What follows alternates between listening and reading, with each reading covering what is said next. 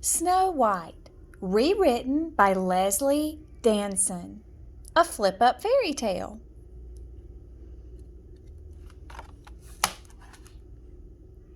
Illustrated by Leslie Danson.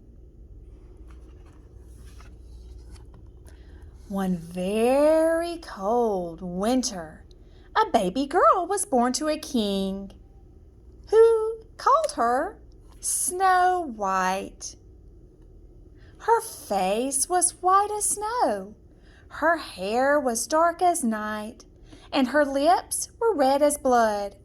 Although he was very happy with his lovely daughter, the king was also sad because the queen had just died. Snow White grew from a little baby into the most beautiful girl. After a year, the king married again. His new queen was beautiful, but she was also very proud. She had a magic mirror that could actually talk. One day, the queen stood in front of her mirror. "Mirror, mirror on the wall, who is the fairest of them all?" she asked. "You, O queen, are beautiful," the mirror answered, "but Snow White is even more lovely."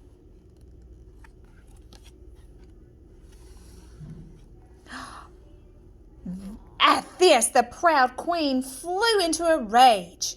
She could not bear it that Snow White was more beautiful than she was. She called a huntsman to her chamber. "I want you to take Snow White into the forest and do away with her," she said. "Bring me something to show me that you did."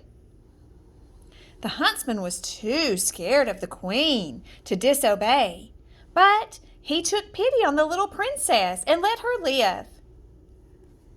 "Run away, child," he said. "Run and never come back." The huntsman left Snow White all alone in the forest. She was terrified of the slightest noise and imagined fierce, hungry animals behind every bush. Softly and silently, she tiptoed through the forest, hoping to find a friendly face or a warm shelter. At last, just as it was getting dark, she came upon a little clearing in the woods, and in that clearing, she saw a tiny cottage.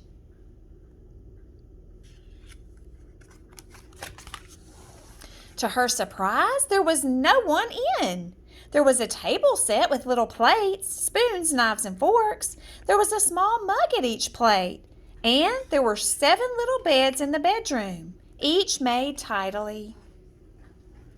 Although she had not been invited in, Snow White was so hungry and thirsty that she ate some food off each plate and drank something from each mug.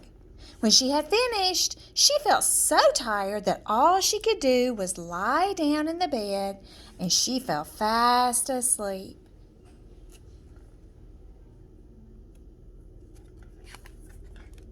At the end of the day, the 7 dwarfs who lived there came home. They were tired and hungry and looking forward to supper. When they saw what Snow White had done, they were very upset. "Who's made such a mess?" they asked, "and who's eaten our supper?"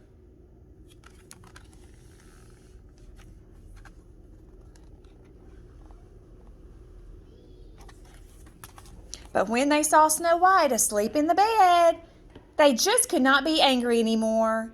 "She looks so tired, and just like a real princess," said another. "We must let her rest." They agreed. "One of us can sleep on the sofa." The next morning when she awoke, Snow White had told them her sorry, sad story. "You must stay here," they all said, "until we are sure that you are safe to return home." Back at the castle, the queen turned to her magic mirror, certain that she would once again have the fairest face in the whole world. "Mirror, mirror on the wall," she said, "who is the fairest of them all?" "Sorry," said the mirror, "Snow White is still around. She's staying with the dwarfs in the woods, and now she's even more beautiful." queen was enraged. She went straight to the kitchen to make a very strong potion, which she hid inside an apple. Next, she dressed up as an old apple seller and set off into the woods.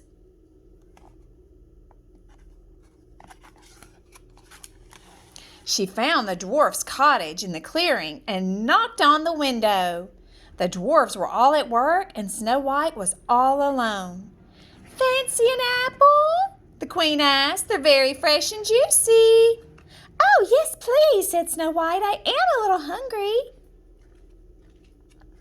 But no sooner had she sunk her teeth into the apple than she fell straight to the ground.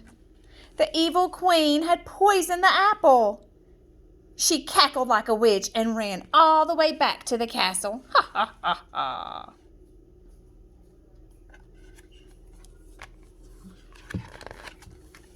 She went straight to her room and turned to the mirror. "Mirror, mirror on the wall," she said, "now who is the fairest one of all?" "You, O queen," the mirror answered. "Now that you got rid of Snow White, you're back to number 1. The dwarfs meanwhile came home to find Snow White lying on the floor. They could not see her breathe or move, and they were sure that she must have died. They could not bear to bury her, so they made a little box of the finest glass and set her in the forest.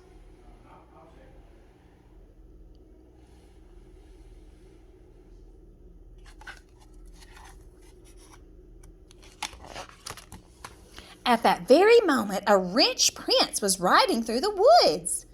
He asked the dwarfs what had happened. "It's such a sad story," he said, "and she is so beautiful. May I take her glass box to remind me always what real beauty is?" As the dwarfs lifted the box down, they jolted it, and a piece of poisoned apple came out of Snow White's mouth. She woke up with a start and sat up. "What happened?" she asked. "Have I been dreaming?"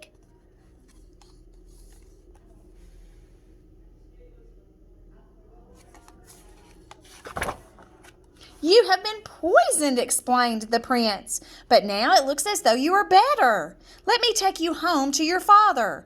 I will make sure you come to no more harm." The king was overjoyed to see his daughter again. While the evil queen took one look at the brave prince, she ran away. And the prince and Snow White got on so well, they decided to get married and spend the rest of their time together.